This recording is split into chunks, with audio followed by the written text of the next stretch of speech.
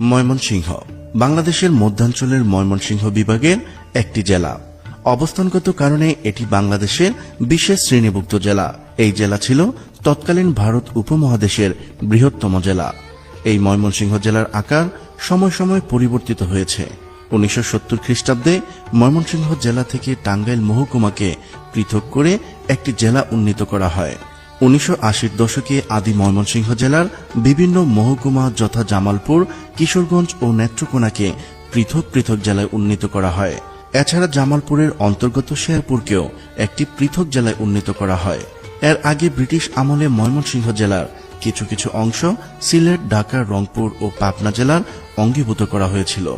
এইভাবে ময়মনসিংহ জেলা, যা কিনা ব্রিটিশ আমলে অবিভক্ত ভারতবর্ষের সর্ববৃহৎ জেলা ছিল, তার আকার ক্রমাগত সংকুচিত হয়ে আসছে। নামকরণ।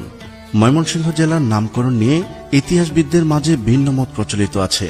তার মধ্যে উল্লেখযোগ্য হল, মোগল আমলে মোমেন শাহ নামে একজন শাসনকর্তা ছিলেন এবং এই শাসনকর্তার নাম অনুসারে এই অঞ্চলের নাম তখন মোমেন শাহী হয়। পরবর্তীতে তা ময়মনসিংহ নাম লাভ করে।